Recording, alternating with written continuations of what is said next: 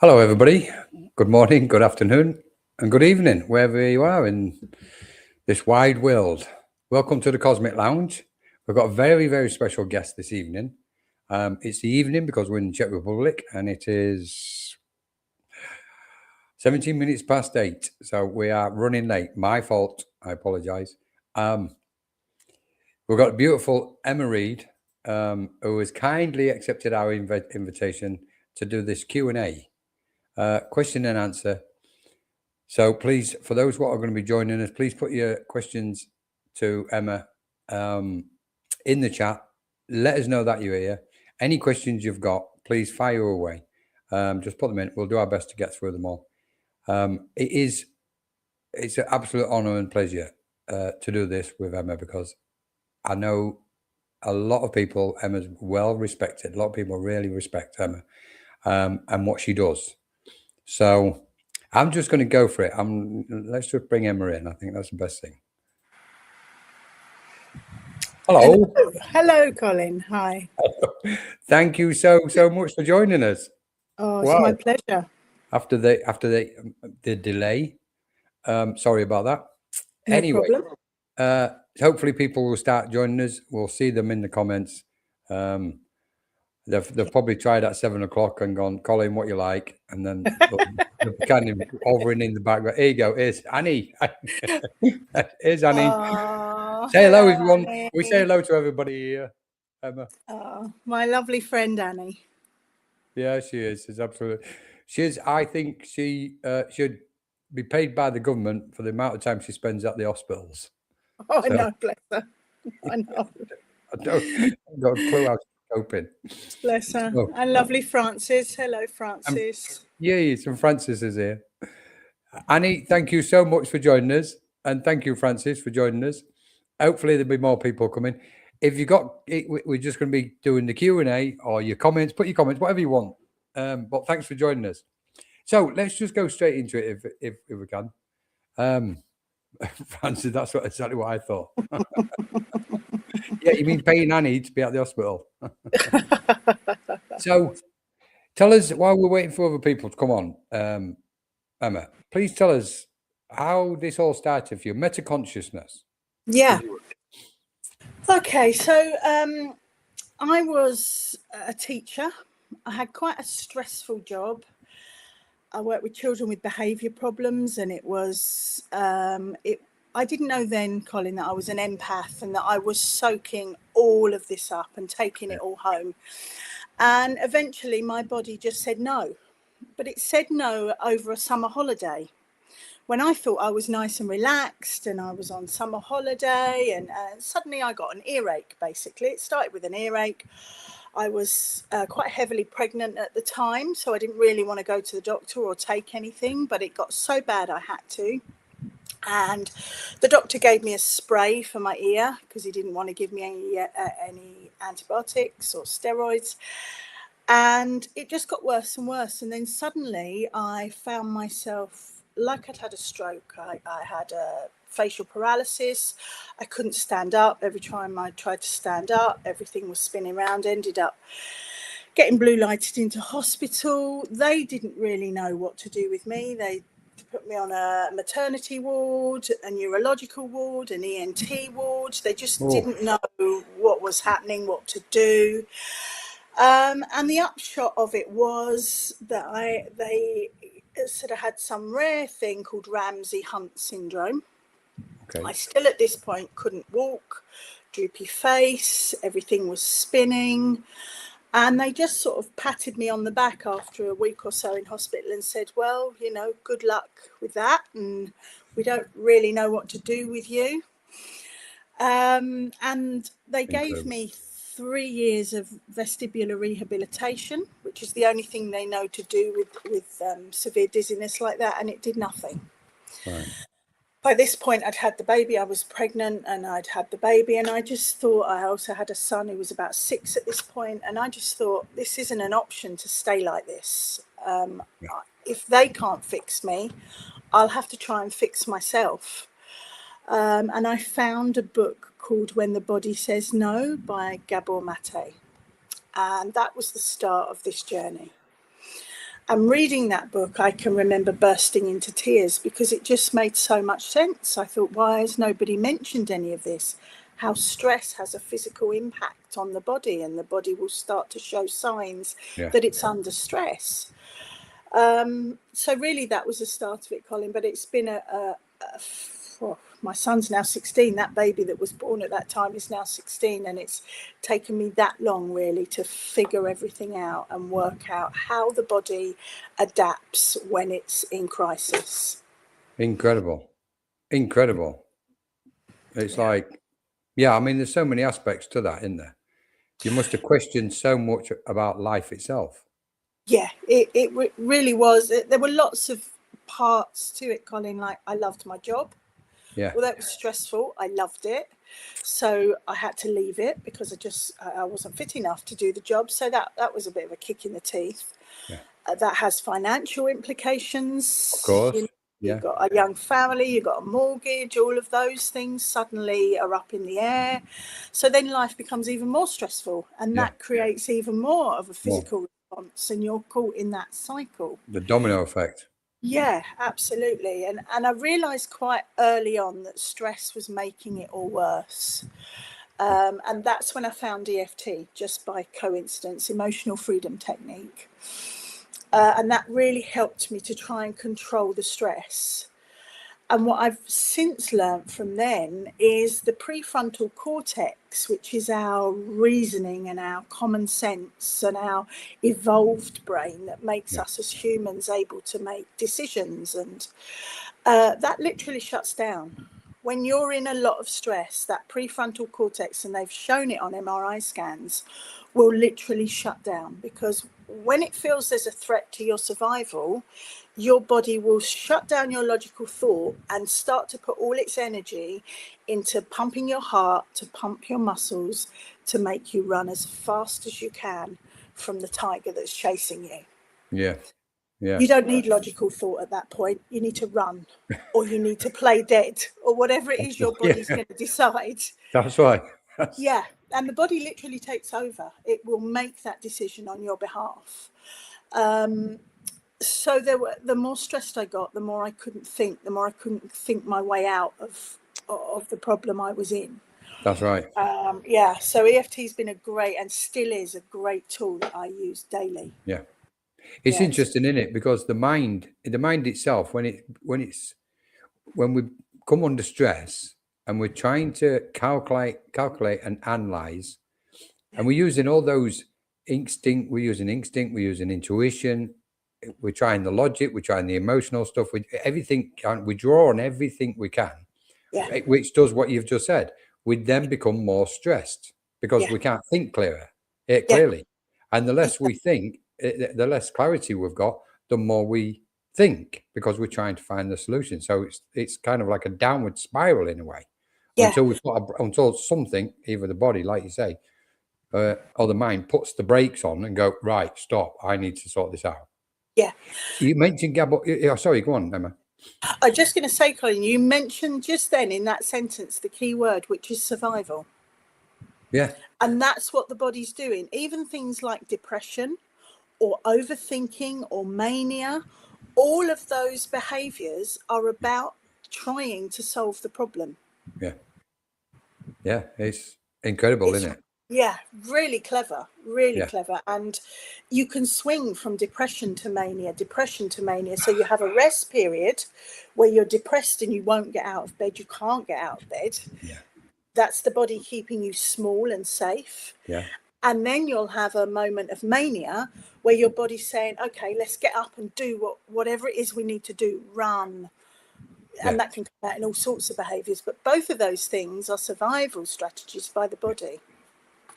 Interesting, isn't it? Because what we're looking at here is contraction and expansion specifically to survive. Exactly. The moment we're killed up in the embryonic form, it's needed. And the moment we've got some life back in us is like, right, now spring to life, utilize it. Yeah. Just wanted to say a quick hello to Jill Santos. Hi, Jill. Thanks for joining us. Hello, Jill. Thank you so much. Yeah, sorry. Emma, you mentioned Gabor Mate. Yeah. because he's kind of, I mean, it could be me, I don't know. Because there's a couple of things I wanted to touch on. Gabo Mate and the EFT aspect, which we'll come to in a minute. But Gabo Mate is kind of sprung to the fore these days. Yeah. And he's coming out with some good stuff, and he's well respected. He's listened to. Yeah. Yeah, he's amazing, Colin. I saw him live about 10 years ago. Oof. Before he was kind of well known as he is now. Yeah. He is amazing. He's a very gentle soul.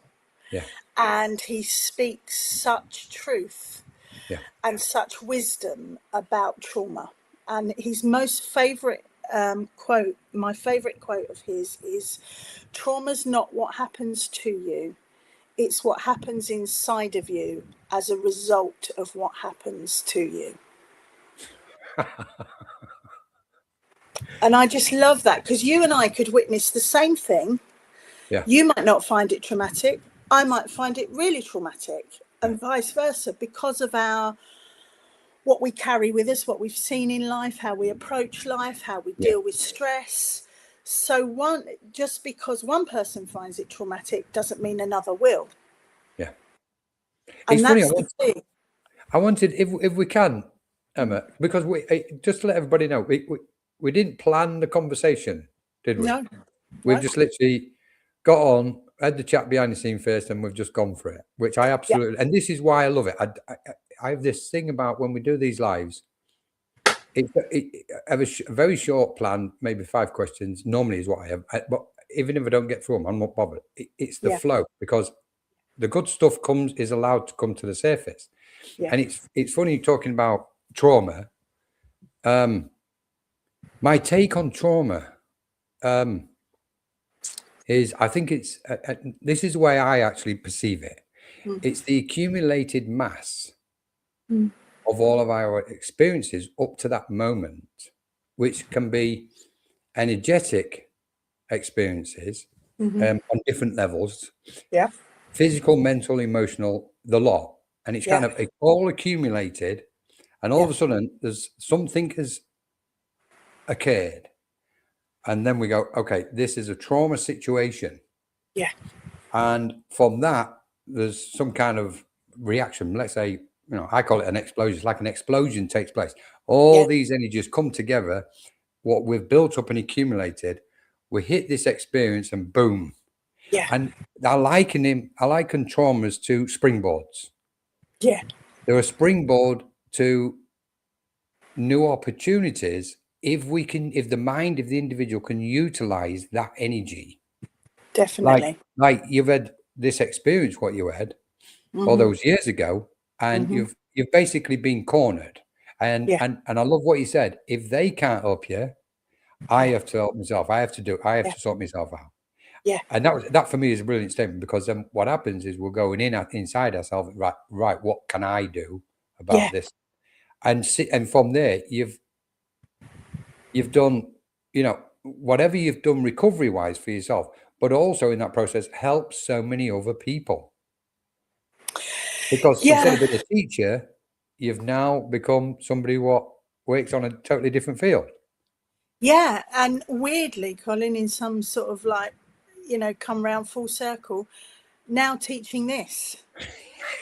So I got the best of both worlds in some ways. You're still a teacher. Still get to teach, and teach something I feel really passionate about. And I've been through myself, so I have the lived experience of it. Yes. And I get to empower people to take their agency back.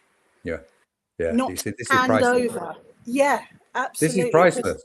Yeah. And that's the bit I love. Yeah. And I can't guarantee an outcome. When I start working with someone, I don't know what the outcome of it's going to be. And I'm not medically trained, so I'm not advising on you should have chemo or you shouldn't have chemo, or you should, stop your steroids for your eczema. That's not my bag. That's up to the person to make that decision. What I can do is inform them what their body is saying, And then they have a very detailed scientific map, because the work of Dr. Hammer was so detailed, and he was an oncology doctor himself, that they're then able to make decisions that are really informed. Yeah. And I walk beside them, whatever they choose. It's no concern of mine what they choose to do with their body, because that's agency, isn't it? You should be able to do whatever you so wish with your body. Yeah. And do you know what? I'm big on this, Emma. I am so big on this. It's just reminded me in a way. It's reminded me of somebody going to a fortune teller, and the fortune teller telling that individual parts of the future, and that person then acts on what the fortune teller has told them, and that can be positive, but it can also be a dangerous path. Absolutely. Compared to when we're looking at mediumship, receiving a message from the spirit world, who then say, look, you've got all these options, but it's your free will what's got to decide which one you are going to choose. And I think that's, in today's world, it's so important that we remain in that space. Oh, totally agree. Over the years, I've had many people ask me, Colin, what do you think I should do? Yeah. And not once have I been capable of saying, you should do this. Yeah. What I'll do is, these are the options. You already know these options. We've discussed the options. You've already got them now. Off you go and make that decision for yourself. Absolutely, Colin. I think it's so important. It's a brilliant point. I wanted to come to the EFT. Oh, Margaret's joined us. Hi, Margaret. Hello, Margaret. Hi, Margaret. Thanks for joining us, Margaret. So the EFT, just briefly, if we can keep it brief. I'll keep it as long as you want and say whatever you want. So, because I was around, I'm going to show my age partly. I was around, obviously, before the internet, before there was a lot of spiritual things on the go, televised or anything else. It was pre-media, mainstream media stuff in them days. And I remember I had a friend of mine, and I was part of a spiritualist church, regularly going there all the time. Anyway, so she took Reiki. That was one. She took Reiki. She got a master's. I met her one day. I was just walking towards it. She was coming across the road. She parked up, and she went, Colin. She was so excited, and she was absolutely beautiful. So I just went, I've just got my Reiki master's thing. And this was like years ago, where Reiki had just literally swept in and boom, started off. And I remember the same thing with EFT. When EFT started, it was like this thing comes around and it's in vogue. All of a sudden, bang, everybody wants to do it. And then EFT came along and people absolutely loved it. Because I was expecting the same thing. But EFT didn't seem to take off like Reiki has. For whatever reason. Well, funny enough, it kind of has now. It's become far more popular in the last sort of maybe 5 years, because some celebrities started to see the effect of it, and sports people were using it. And I remember watching the Olympics, not this one, but the one before, and I could see the runner, and they were about to do a sprint, and he was stood on the side of the track. It was obvious what he was doing. Anyone who knows EFT will know exactly what he was doing. I'm showing the points as we're talking. So lots of sports people started to use it, and were using it publicly, races and events. So, and people saying, what's he doing? Why is he tapping on his face? And then conversations were happening, and then some celebrities started to, and it kind of spread like wildfire. And then people like Bruce Lipton, Dr. Bruce Lipton, Joe Dispenza, all of those kind of people started to talk about it, and matrix re-imprinting. And it really started to take off. Now it's incredibly popular because it's just so easy, Colin. That's what I love about it. You've always got your fingers. That's all you ever need. And it's so easy to do that you can do it anywhere. And it's so simple, yet so gentle, yet so effective. Yeah. You've just reminded me, there was a clip came up. It was yesterday. And it was the rescuers in the earthquake in Venezuela, Yeah. and different nations have sent some of their earthquake, rescue teams over there. I mean, absolutely beautiful humanity.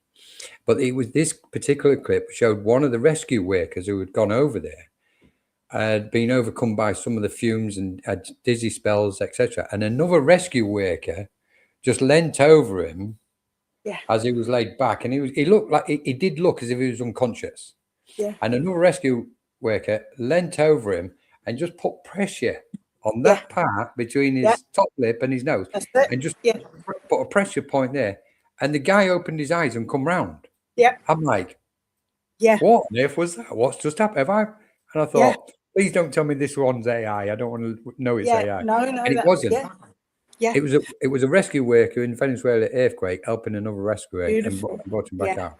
And it reminded me of, I thought, oh, this is interesting because Emma's coming on tomorrow night with EFT.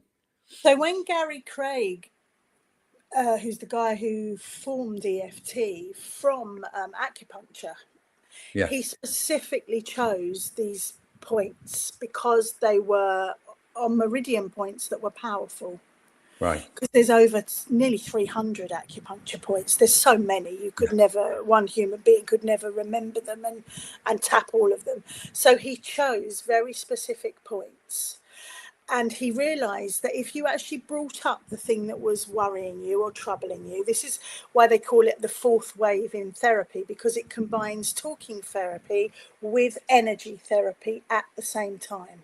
And that's what makes it so powerful. So you think of the thing that's causing an issue.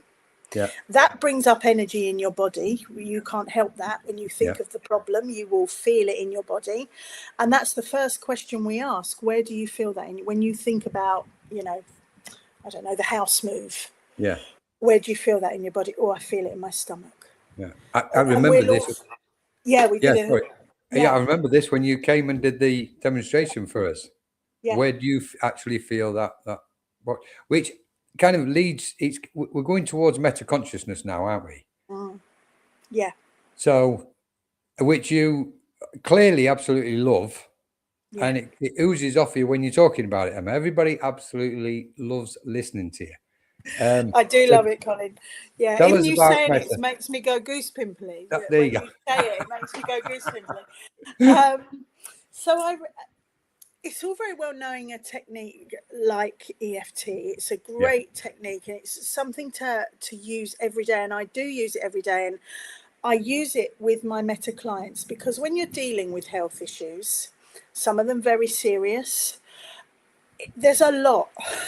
There's a lot in that. There's all sorts of strands that come into that. So in meta consciousness, although we use the work of Dr. Hammer and German New Medicine, which is the heart of it, Penny Kroll, who's the lady who developed meta consciousness, realized that there needed to be a much kinder way to, once you've found what the body's saying, you need then some way to deal with it. And EFT, matrix re-imprinting, are two beautiful ways to help that person through what they find out. So metaconsciousness is a map, basically, and it's a map found by a guy called Dr. Hammer. And I'll just give you a very quick outline of how he found it, because he found the knowledge of nature, basically, is what it wasn't his work. He uncovered what nature did in a crisis. Right. So when a holly leaf grows, it grows smooth. The minute it gets cut off or eaten by an animal or frosted or whatever happens to it, it will then grow back with prickles. Not to make life difficult for the plant, but in order to save itself so that it can be useful to the plant and can help with the photosynthesis. And it's called, it's amazing. And that's just such a beautiful illustration of nature surviving. That's all it's trying to do, is survive. And it's called phenotypical plasticity. And it's an innate program in that plant. And it knows exactly when to switch it on. And it knows that the minute it switches it on, it's going to save the whole plant. And there's That's acacia trees. that's the plant having consciousness, isn't it? Sorry, Yeah, that's the plant having absolutely. consciousness. Absolutely. Yeah, sorry, yeah. Incredible. And the acacia trees in Africa do similar in that they will turn their leaves bitter, so that if an animal tries to eat them again, they won't want to, and so the plant survives. But not only the tree survives, not only do they turn their own leaves bitter, they send a message to the next acacia tree that's nearest it to say, watch out, we've just been eaten, you better turn your leaves bitter now. I mean, Wow. it's incredible. This is, I mean, what are we living on? Yeah. And we have that innate ability that's always been in us. Yeah. It's there the minute it's there as a fetus. I work with people they go back to the womb, they go back to past lives. This stuff has always been in us. We've just been educated out of believing it. Away from it. Absolutely. Don't make sure they don't look in that direction. We don't want them looking in that direction. Get them faced that way and distract them as much as possible. Yeah. And they want us dependent on them. That's right. And, it's a big business. The pharmaceutical industry. If you're sick, you're a customer for life. Well, So and I'm not saying I'm not saying, God forbid, but if I was in some sort of accident, I wouldn't want to be sewn back together. There's some brilliant surgeons and technology, and that part of it is amazing. But when you're looking at chronic disease, it's not the National Health Service, it's the National Symptom Management Service. Yes. Which is very different. Yeah, it is. Yeah. It's literally set up. Well, we know it's set up to feed a system. Exactly. And nothing else. Yeah. I remember last year or the year before, there was a survey done, or somebody had done the survey and who was explaining it. And the last place to go in America when you're ill, where the most deaths occur, is in hospital. Yeah. It's the same here. Yeah. And you go, this is unreal. It should be the complete opposite. Yes. That's the place where most lives should be saved. Yeah. Just recently, Colin, the NHS published something called, and it had a title, I shouldn't laugh, it's not even funny, but something like things that should never have happened, incidents that should never have happened. And they were things like people had wrong limbs cut off. People had instruments left inside their body. A 6-month-old baby had some metal instrument left inside its body. There were 400 odd that they published of incidents that should never have happened this year or last year. You just think, wow. I mean, you can accept an accident and a mistake, but lack of mindfulness under them circumstances is a totally different thing altogether, isn't it? Absolutely. It really is. We can see. Yeah, go on. Sorry, I'm just going to say 100 years ago, the National Health Service didn't exist. We didn't have this outlet by where we handed over our agency and our health to someone else. Yeah. We took care of it ourselves, and we looked at what the root problem was. Yeah. Because managing symptoms is not looking at the root cause; it's managing a symptom. Correct. Well, this is very different. This is the big thing in it. I liken it in a way that, like, expanding this picture, this conversation slightly, or to whatever degree it is. I liken it to a period in evolution, in our history and evolution at the moment, where we've got to go through this. We must go for humanity must experience what we're experience on this level to get us to move beyond the reliance of others, the external, and speak and communicate with one another so that we heal ourselves and each other in the way we know, intuitively and instinctively.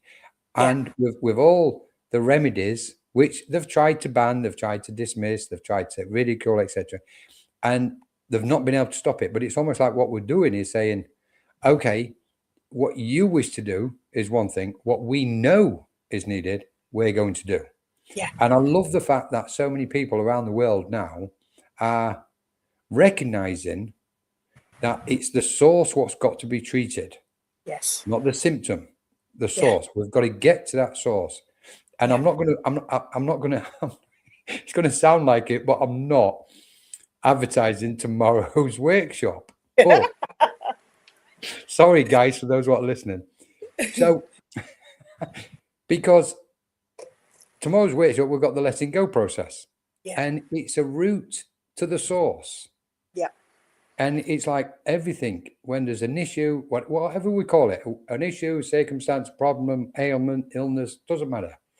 It's so important on all levels to go to the source, to get into that like deep stuff and go, there it is. I can feel this is where I'm meant to be to sort it all out. And Absolutely. merely being present, Yeah. when we're present in that space, Yeah. for some reason, things start changing. And then Yeah. deal with it and transform that energy Yeah. at the source is the total healing process for us. I So I'm totally really pleased we're having this conversation. Yeah. And if you think if we liken that to a plant, Colin, if you want to dig the plant up because you don't want it in your garden anymore, Yeah. keep trimming away at the branches and the leaves every so often. It's going to keep growing. It will never stop. If you want to get rid of it, you've got to get to the root, and you've got to dig it out. Yeah. Otherwise, it will keep on surviving, and it will keep on surviving in your body. I'm laughing thinking about the plants. You just reminded my parents. They, in their garden at the back, they absolutely loved the garden and roses. Right. So they planted rose bushes or roses, all the way around the garden, both sides and at the back. And in the summer, you could walk in and there would just be this cascade of roses hanging over you as you went through. How they managed to do it, I'll never know. Anyway, but they used to prune them and cut them back each year. Yeah. And this particular year, I went and it was like there was hardly anything in the garden. They chopped them that far back. And I remember my dad saying, "Oh," he went, "I don't know whether these are going to come back this year because you chopped them back too far." Oh, Emma, did they come back with a vengeance? Yeah, and they will. Yeah, With because a they want to vengeance. survive. Like Yeah. they multiplied. And the following year and 2 years later, there was like, I don't know how we've done it. I don't know. Because you just walked in, it was just full of roses. Wow. It was incredible. Sue's asking a question. Hi, Sue. Thanks for joining us, Sue. Hello, Sue. So, is it possible to tap away a childhood trauma even when a person has blanked out the root happening of the event? Thanks for this question, Sue. Yeah, I love this question, Sue. So, okay, I think the best way to answer this. So, a trauma will reside in your body if you have felt it, and what we call in EFT and Udin an unexpected dramatic incident with no strategy. This is what Dr. Hammer found when there were rings on the brain. I haven't got to the Dr. Hammer story yet, but basically, if your body really has a threat to survival, it's going to hold on to that piece of trauma because it wants to save you, because it doesn't want you to go through that trauma again. So it's going to keep it in its memory bank. And because it keeps hold of it, and it might even be subconsciously, so you might not even have remembered it consciously, but subconsciously your body will have, because your subconscious mind remembers millions and millions of bits of information in a split second. Your conscious mind about 4 or 5. Yeah. So your subconscious will hold on to it and will know exactly what's going on, even if your conscious mind doesn't. What happens is that trauma has quite a big morphic resonance around it, has quite a heavy energy around it, for the purpose of making sure you don't go there again. So what we can do with EFT and tapping is bring down the morphic resonance that's around that trauma. So we never say something didn't happen, pretend it didn't happen, because it did. And it would make a mockery of it if we tried to do that. So we acknowledge what's happening and we view it. This is what matrix reimprinting is. We're viewing this trauma, let's say it's a childhood trauma, which they often are. We're viewing it through the eyes of an adult now. And we're saying, do you know what? When you were 3 and you blamed yourself for your mum and dad splitting up, actually, You were 3. You were a child. It was not your fault. Yeah. But at 3, that was the only reference you had to make and fill in the gaps. Our brain always wants to fill in the gaps. And so you as a 3-year-old will make up stories about it must have been my fault. Mummy and Daddy were arguing over my birthday party, so therefore it was my fault that they split up. And then this subconscious belief stays. And the more that subconscious belief stays, even if it's buried, the more we live to it. I'm not lovable. Let's say that 3-year-old made the assumption, I'm not lovable. Mum or Dad don't love me. Yeah. And then you start to believe that, and that permeates out into other areas of your life. Yeah. And you start, teenage, you start to have relationships and they break down, and you think, well, there you go. That's proof I'm not lovable. And the universe keeps proving it to you because it thinks that's what you want. The universe doesn't understand I'm not lovable is not a great thing. It thinks, oh, that's what she wants. She's not lovable. Therefore, I'm going to show her that she's not lovable. It's so true, isn't it? It's. I was interested in what I forgot that the word for what you use was forming around the actual memory. We call it in EFT morphic resonance. It has quite strong morphic resonance. Right. So, so on that note then, Emma, because I was visualizing it as you were saying it, and I was thinking, okay, so, and then the EFT its benefit is to reduce that morphic resonance. So are we saying in a way, or is it possible, or can we say that what we're capable of doing is reducing the density of that belief? Yeah. Yes. And what's surrounding it? Absolutely. So we bring down the morphic resonance. Sorry, Colin, go on. No, because please do, Emma. So we bring down the morphic resonance around that belief because a lot of the time, Colin, the beliefs are not correct. They are not factual. They are something we've subconsciously lived to all those years.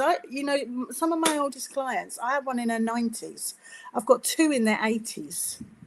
And we are still uncovering unconscious beliefs they've carried since childhood. That they had no idea they were carrying. So once we shine a light on those beliefs and go, hang on a minute, you've been carrying this belief of, let's say it's I'm not lovable. You were 3 years old, you were in a hospital bed, you were having to have your tonsils out. Back in that day, Mum and Dad weren't allowed to stay. Mum and Dad went home. The option for your parents to stay wasn't allowed. So this little 3-year-old's isolated in a bed, in hospital, in pain, terrified. Mum and Dad aren't there. So she makes the assumption, Mum and Dad don't want to be with me. They don't love me. She's 3. She's trying to make sense of this whole situation. And a simple misunderstanding. Still living to this at 80. Simple misunderstanding. So when you look back at it with adult eyes and you realise all of those things, parents weren't allowed to stay. Yes, you were very loved. Your parents were probably in turmoil at home, worried sick about you. Of course. So both sides are traumatised. Yeah, exactly. Then you can bring down the morphic field and then you can bring in a new belief because actually you were very loved.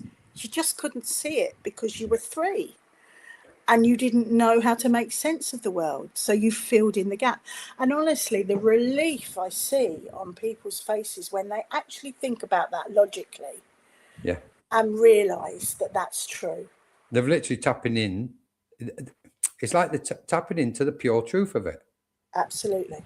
Yeah. And this is what, if we can, I'm going to try and we'll keep Sue's comment up if it's off. Because I wanted to come to a bit on what Sue has asked, but just before we do that, there's a point you've just pointed to, Emma, which I think is, I can't even downplay this. I think it's exceptionally significant for everybody's well-being, which is, from my own personal experience of going in to the source, if you like, of whatever's been taking place within Colin's field of energy, so to speak. Yeah. And through the previous experience, what I found is when I got to the source, some of the truths, some of the things I thought was true, I clearly recognized was not true. Very clearly. It was obvious it wasn't true. It was my misconception of what was taking place in that moment, according to my mind in the moment it took place, how I perceive reality or, life itself and what took place in that moment. The interesting part was, and it fits, and this seems to fit with something what you said slightly earlier, which is once we get our consciousness to that point of, let's say, the source of the trauma, we'll use the word trauma loosely, but to the source of the trauma, we transform that energy. That energy of that experience, there's no other way of describing it. It's an energy itself, and it's from an experience, something what we, could be anything.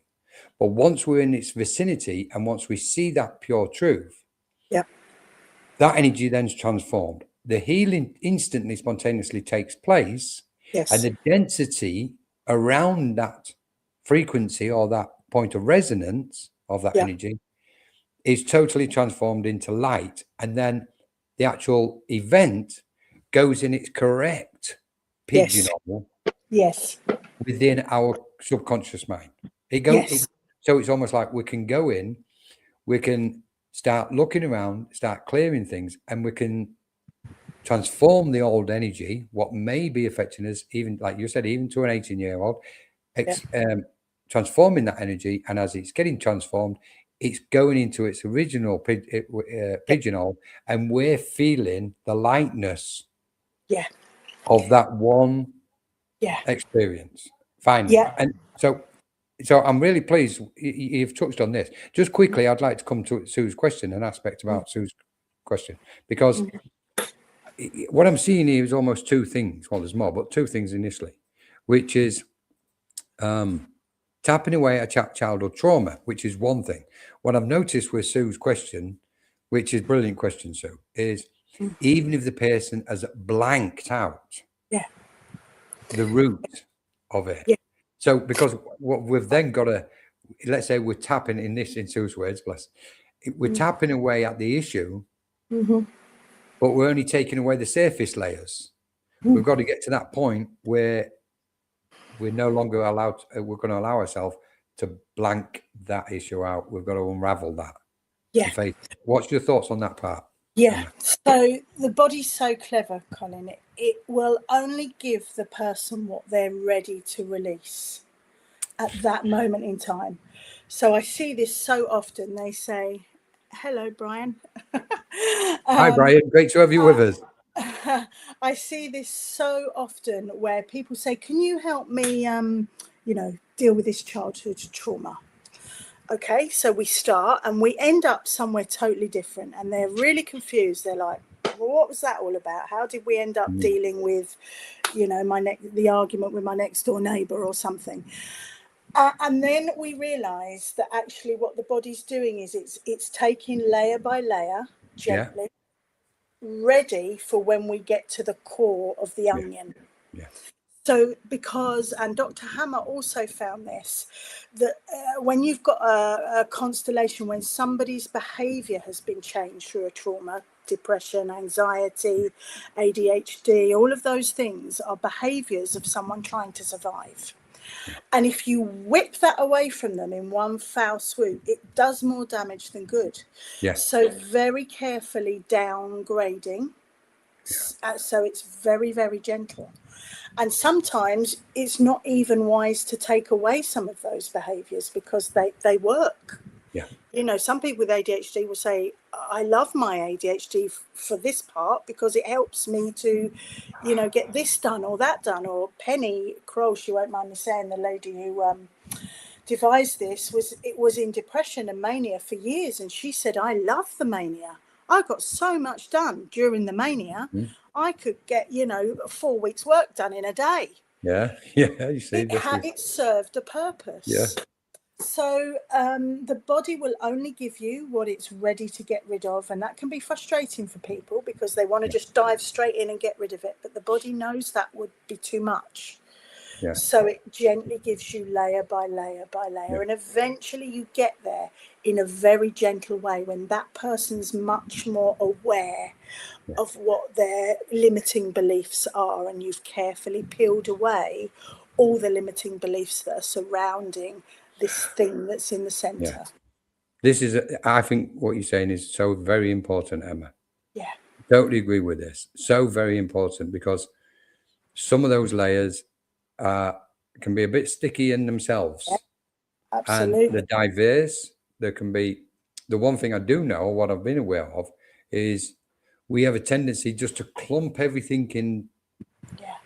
The you know, it's like a scrapyard within our mind. We just keep throwing things in there. So, and there's no order to it. No. So when we go in there, we can't expect to see any order. Yeah. We've got to slowly take things out one at a time, as you've beautifully described.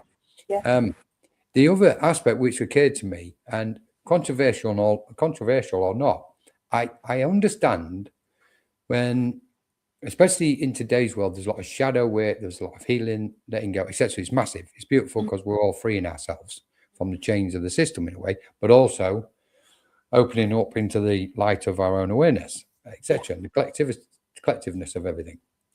So this kind of facet which I wanted to point out, and I say this very respectful because I've noticed over the years where people have done healing, they've done some sessions, they've had therapies, they've done shadow work, etc., and they've gone, okay, I've dealt with that part of me now.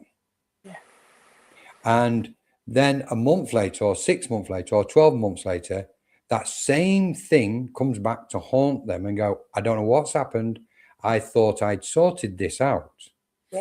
My take on it is, or what's taken place, there's healing happened. They've got somewhere, they've made some progress by peeling some of the layers off, but they haven't actually got to the very core, the source of it. So there's still more work to be done. Yeah, and healing is never linear. It's never a straight line, healing. It's a big spaghetti roller coaster of ups and downs. And also in Meta, what Dr. Hammer found was that you have the thing that was the Udin. The very first thing that triggered this rings in your brain that made this copy of the trauma that sits on your brain.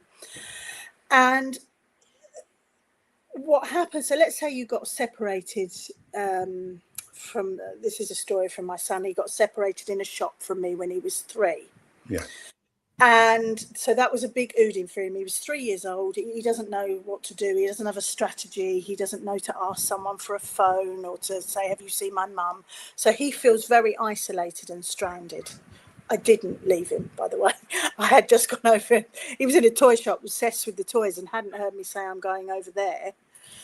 I was about 2 feet from him, but anyway, you can see how those Udins happen. You know, that was well. If that had happened if you'd done the same thing today, you could have definitely had half of England saying you left him, you was irresponsible. He still claims 16 now. He still claims I left him. I didn't. And so every time from then on, he's separated from me. Dr. Hammer calls that a track. It's a reminder of that Udin, partly to keep the body safe so that he doesn't separate from me. But tracks and Udins can feel very similar. So I would suggest if someone thinks they've done the work, but they're still coming back to it and there's still a morphic resonance around it, what they've done is maybe discovered some tracks, but they haven't found the Udin. Once you find the Udin, the moment your body started to make the adaptation, then you can have a look at switching it off. If you're just looking at tracks, you can't switch those off because they're like deja vu reminders of that Udin moment. So there's some of that we often see. People think they found an Udin, but they haven't. They've actually found a track, which is a reminder, but not the golden nugget of the Udin. That's the one. This is really interesting. And I think it's so beautiful to share this, Emma, with you. All this in a way. I'm thinking about the experience what I had, what kind of changed my life, Yeah. and that's this was all in there. What you're describing was in there. I had, I don't want to even call it an awakening. It was something. It was awakening, but it was something what you can't give a term to in a way. And we can say life review, where I looked at my life. But before I could do anything, I had to face all those Udins. I had to go in, and I had no choice. It's literally, it's from talk about the body being in control. Something was in control because Colin wasn't in control. Yeah. And feel and sense every one of those Udins or those experiences, everything about my life, all the rights and wrongs, and as they flowed through my being. And of course, there was a massive release. It was constant release every day for a week, constant. Wow. It was like it wasn't just floodgates open. That was it. Anyway, but the point here is zooming in to the source. There was a moment what came where I'd faced everything and looked at the rights and wrongs, but it wasn't so much Colin went looking for the rights and wrongs. The rights and wrongs appeared to me in that whole process, which I had no control over. So as the process unfolded, everything started like flushing out, coming up to the surface, watching different scenes of my life, and feeling that center point of that source of that experience or whatever it was in my life up to that point. And when I came out of that experience, everything was clear. There was just clarity. It was light, to pure light, clarity. Everything else, there was nothing there. It was all empty. I'd emptied the tank, so to speak, completely. I even had to invent a thought, and I remember when I came out of it, I couldn't even find words in my mind. I was inventing letters to start a sentence. I was inventing letters to start a word, to start a sentence. It's like, and it wasn't like rebuilding. There was a complete joy to it. Yeah. But everything what took place prior to that was exactly what we're on about here and the conversations. Yeah. Peeling all the layers off. They've all got to go. Every single layer has got to go. Emptying the scrapyard completely, not just of an handful of bits and things and like, and that's why I absolutely love consciousness. Yeah. I love consciousness because as we know it can be like a labyrinth, we know it can be profound on so many different layers and levels, both, good and bad. But it gets us to the source of who we actually are. Because we're looking for clarity, aren't we? We're looking for clarity. Absolutely. Yeah, definitely, Colin. And that's, gosh, that was an extreme thing that happened to you. And and quite intense to have that. So I would try for that not to happen with my clients, because that's that is the rug being pulled and the whole body just saying, I'm letting go of that. Yeah. And that you've managed to come through the other side, and you were obviously meant to go through that. And you've, thank goodness, come through okay the other side. But the body will hopefully do that in a much more gentle way for people, so that you're clearing out that scrapyard bit by bit, gently. And the other bit that I find with the metaconsciousness is once people understand what their body is doing, they can let go of the fear that surrounds them. So things like when you've got something like eczema and the skin is responding, and I can tell them the brain relay that relates to the epidermis is the cortex brain relay, and the whole point of the cortex brain relay is connection, to keep you connected or to help you disconnect. So when you've got something that's when the skin's thickening, what it's doing is it's trying to ease the pain of the disconnection. it's not as sensitive. So therefore, if you're disconnected, if you let's go, I always relate it back to animals in the wild. If you're a little elephant and you've lost your mum, that is going to be so incredibly painful and so difficult for you survival wise, because to be without your mum as a little animal in a pack is not good, and the body No. will know that. Yeah. So it starts to thicken the skin to ease the pain because it's less sensitive. And along with that, the body gives you a bit of memory loss, because Oh, that also helps to ease the pain of the of course. person you're missing. Yeah. Survival again. So, absolutely, yeah. So when people then start to understand, or people who've got lung cancer and tumours are growing in there, what those cells are trying to do is widen the bronchial tubes to let them get more air in. But they don't know that. They're just told there's a mass in their lungs. So once they start to understand the body's doing something and it's doing it for a biological purpose, it is not trying to hurt you, it is attempting to do something to help you survive. And once they hear that, and I can relate it back to a tissue specific to the brain, to specific brain relay, I can tell them whether it's cell plusing or cell minusing. And then they go into healing, because just hearing that is enough for the body to go, phew, I understand now what's happening. Yeah. The body cannot heal when it's in stress. No. Well, everything tightens up, doesn't it? It contracts. And And as the soon as whole it point, contracts, that's it. exactly, It goes into yeah, shutdown mode. totally. You said it at And the beginning, Colin, contraction and expansion. yeah, When we're in stress, we contract, yeah, and the body says, right, there's a threat to my survival. Healing's way down the list of luxury items. Right at this minute, I've got to survive. yeah, And yeah, so the body goes into survival mode. yeah, So when I was a teacher, constantly when I was at work, stress, stress, stress, stress, stress. The minute I go on summer holiday, I relax. What happens? I get a cold. I get a yes, headache. I get a fever. This is not the start of an illness. This is my body repairing yes, from the relief. term of stress. It's Yeah, relief. And I've relaxed because it's summer yeah. holidays. And my body says, right, she's now out of stress. We can now think about trying to heal. So You've just cold, pain, inflammation, that's all healing. That's not stress. this is brilliant, isn't it? Because you dug my thoughts regarding talking about holidays. Mm-hmm. We know several years ago, a lot of people, families, they would go on holiday and they'd be there for 2 weeks. Yeah. And now they're down to a weekend, an overnight stay. Yeah. And mainly for most of them now, 1 week. Yeah. And I've always said to people, look, whatever you do, don't do 1 week. Don't do the short ones.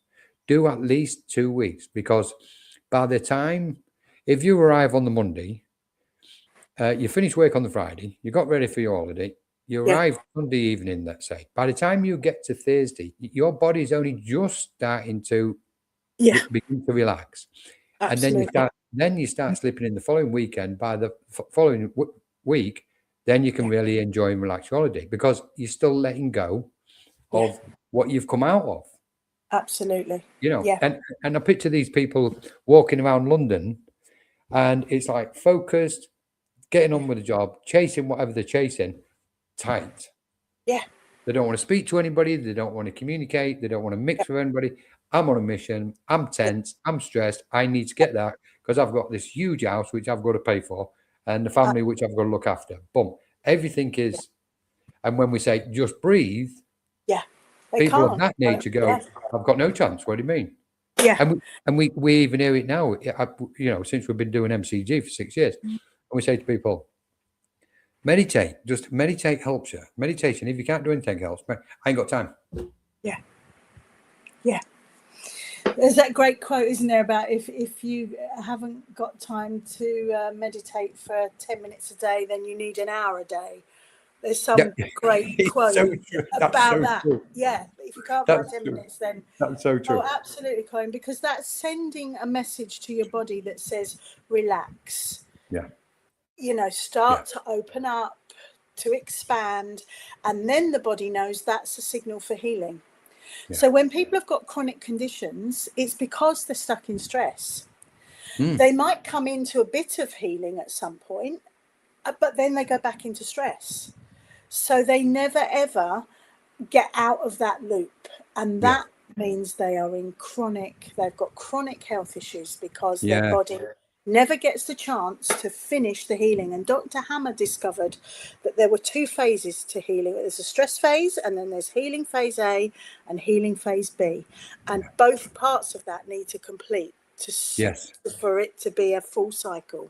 100%. I agree with this. 100%. I just want to quickly finish with Sue's question. So, do you think it's a yes or no then, Emma?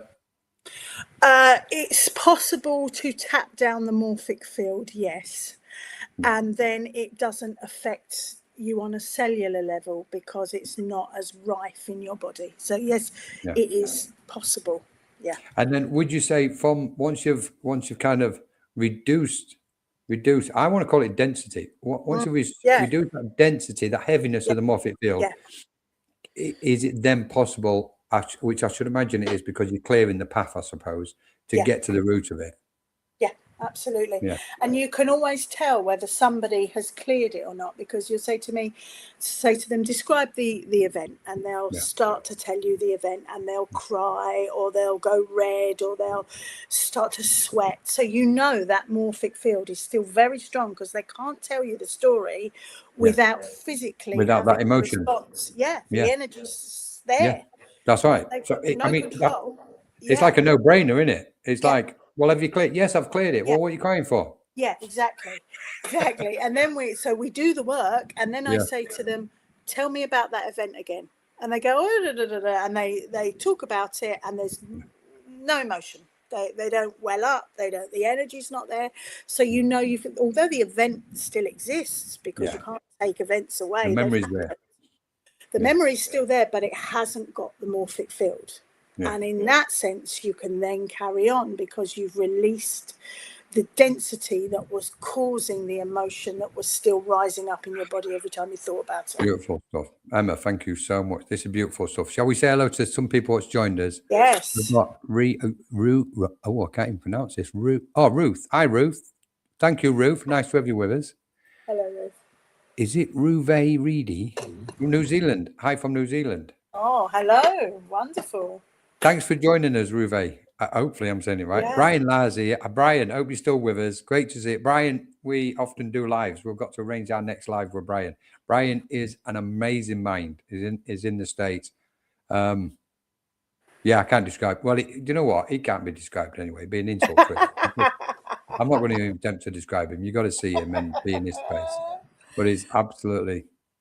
And we've got Marlene Fonseca. That's a nice name. Marlene. Thanks for joining us, Marlene. Yes, Brian Laz is still here. Thank you, Brian. Yeah, absolutely amazing. Yeah. So, moving on, if we can, just briefly, because I do want to mention Annie's question. Sorry. Oh, see, I was staring into space.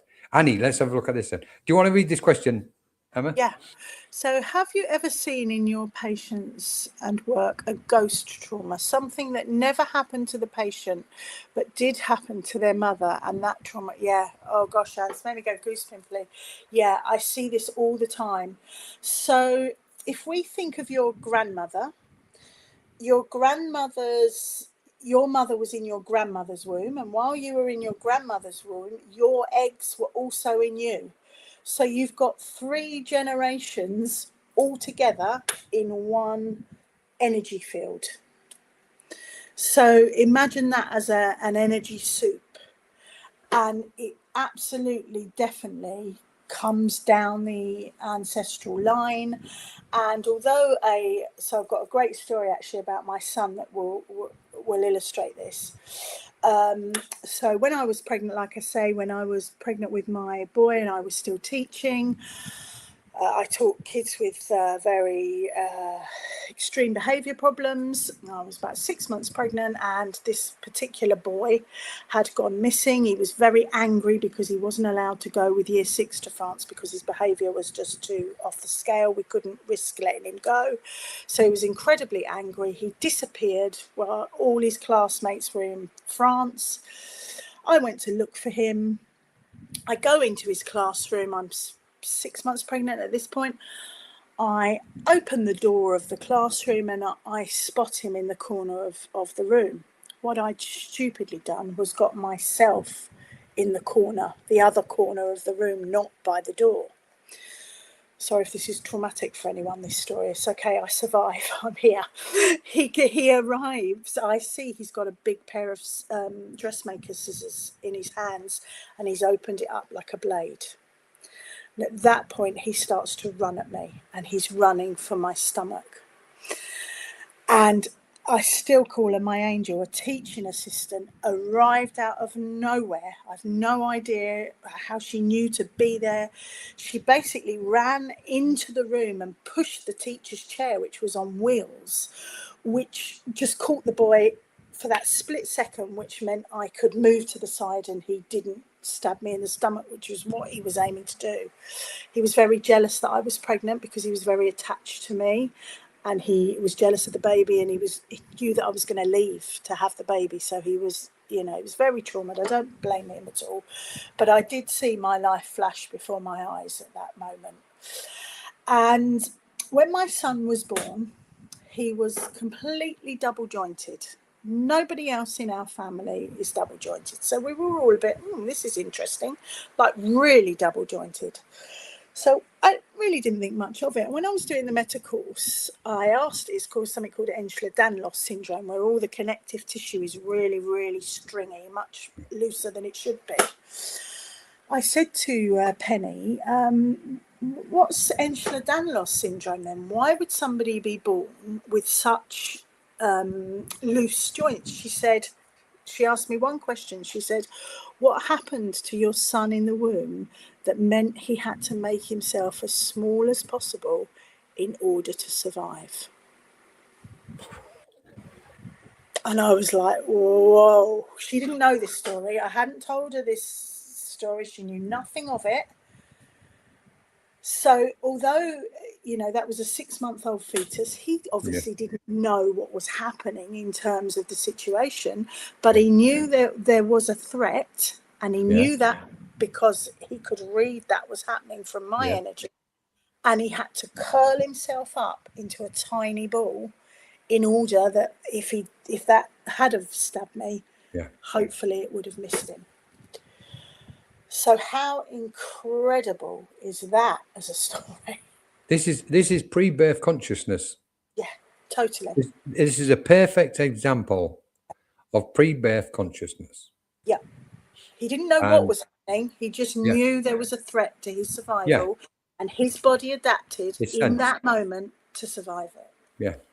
It's in a way, I want to say it's a shame, because but for a different reason altogether, though. It's a shame that we're born into such a beautiful planet, and there's an enforcement to close us down. Yeah. That wonderful sensitivity and awareness.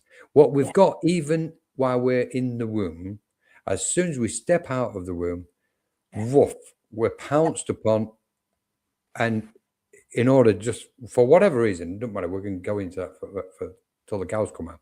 But it's such a shame that this is the state of affairs when we've got such beautiful souls.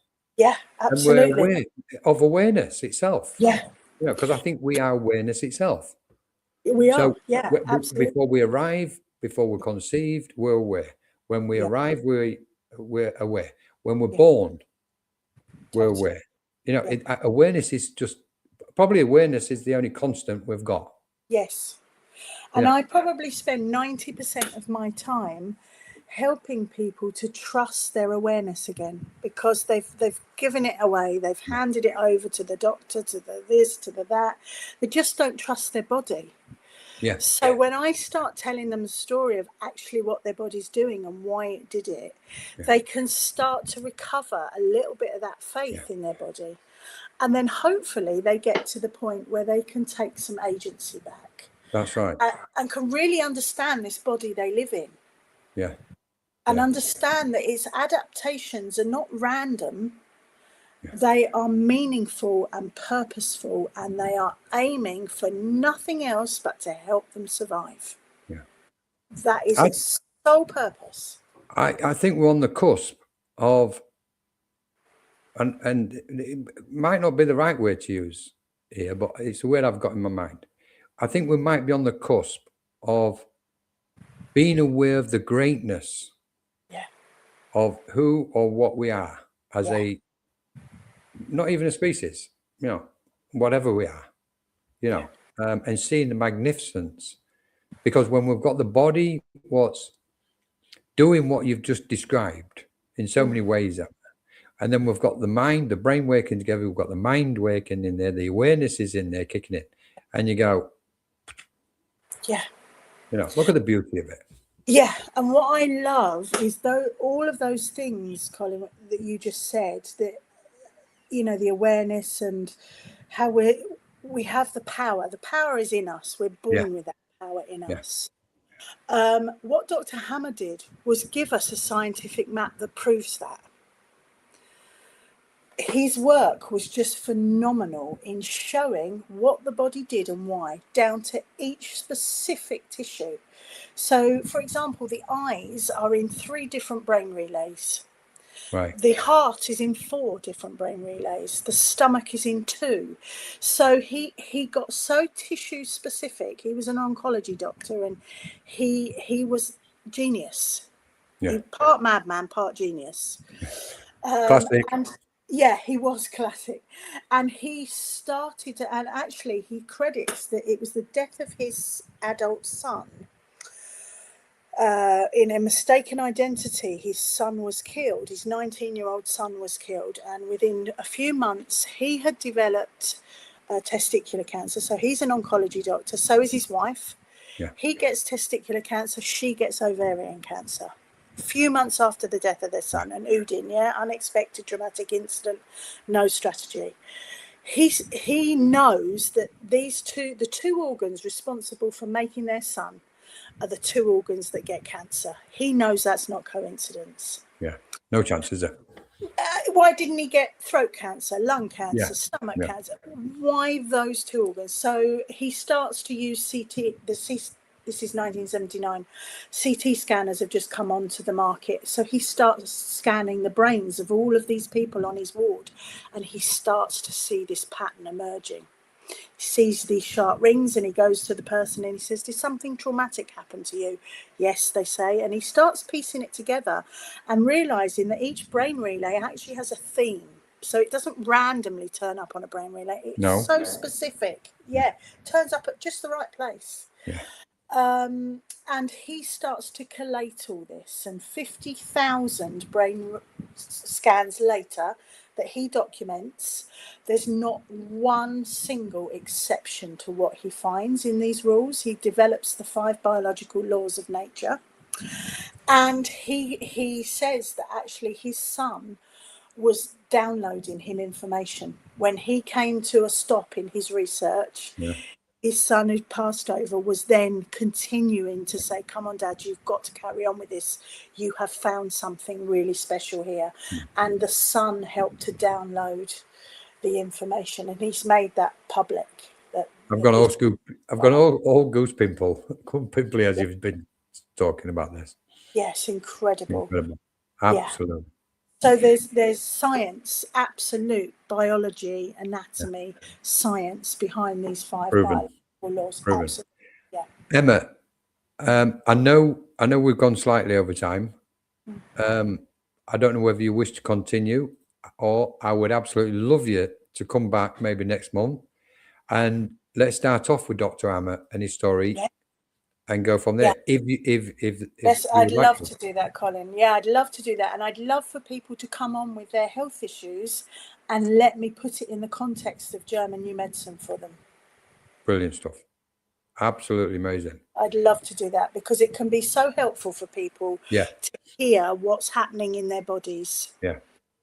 And maybe people could give me some of their issues beforehand.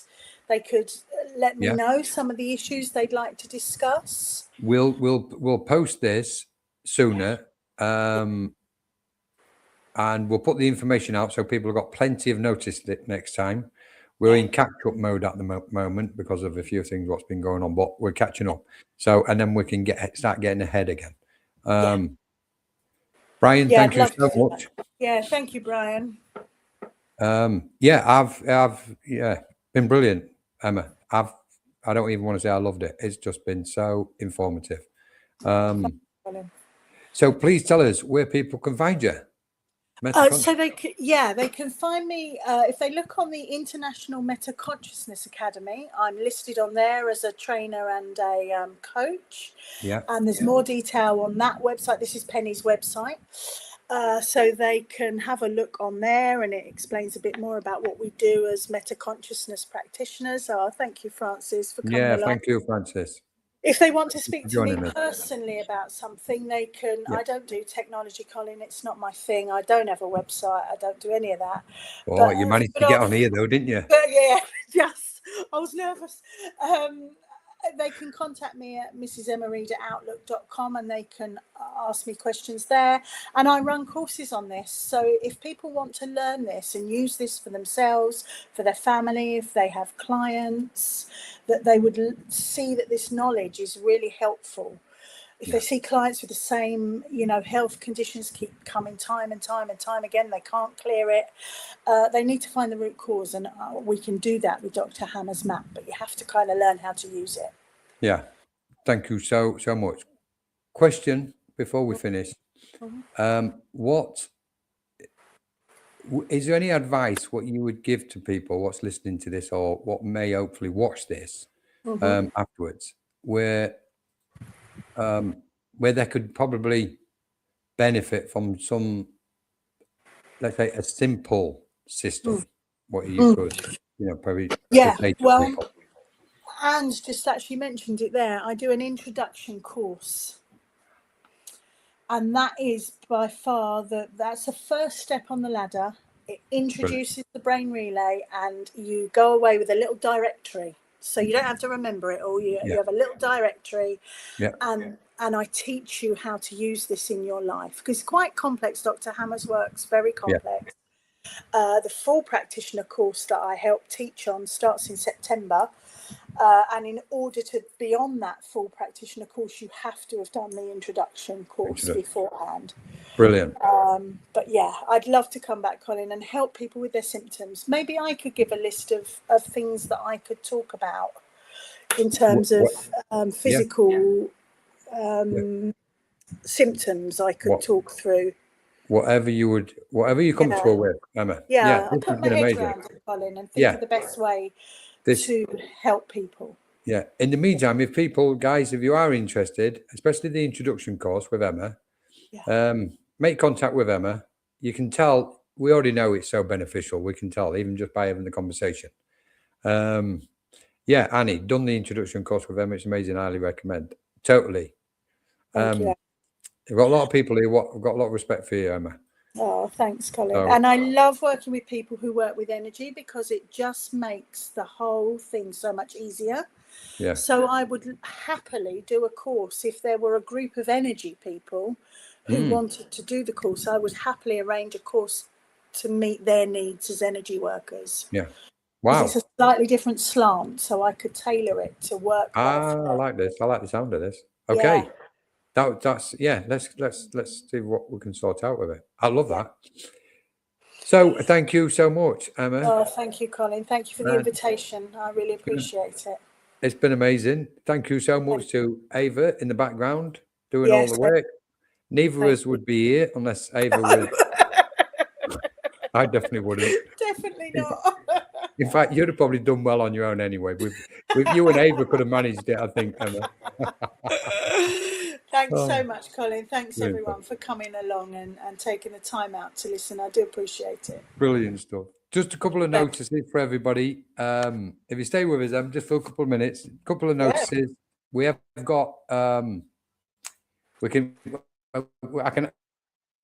now finally advertise it. Tomorrow evening, 7:30 UK time, we've got quite a unique letting go process. It's a workshop, 2-hour workshop. It's the letting go process. It depends how you kind of utilize it. It can have exceptional benefits if it's utilized. So I'll be leading the workshop tomorrow evening. Check out Menorca Consciousness Group. The post is there, or ethericweb.com, and you'll find it. We're starting a new mediumship group on Thursday, which is going to be quite unusual, which is beginners intermediate. I'm kind of looking forward to it, because normally we just do other stuff mediumship wise. So that's nice. That's starting Thursday. And on Saturday, we've got Journey to the Light of the Soul, which is another workshop. And that's from 3 o'clock. 3 o'clock. This is for half the American guys, by the way. We normally do it 11 till 4. We've decided to open it up time-wise and shift it 3 till 8 p.m. on Saturday. So those on the other side of the pond can jump on. We've also got lots of things. There's a calendar out on a MCG. Annie Claire's part of it. Thank you so much. Francis, Melissa, everybody. And Sue Townsend tomorrow. Wolf, good job. I could see your name. Tomorrow, Wednesday, Sue's got inspirational writing and healing in the daytime. So please check that lot out. And quick final notice, in the near future, we're going to be doing a trance mediumship course. Looks like it's already been decided. So that's mine. But mainly letting go. Don't miss letting go, guys. If you want an opportunity, what a beautiful evening. You've got Emma, who's doing a tapping, EFT, meta-consciousness, healing, and getting to the source of your issues.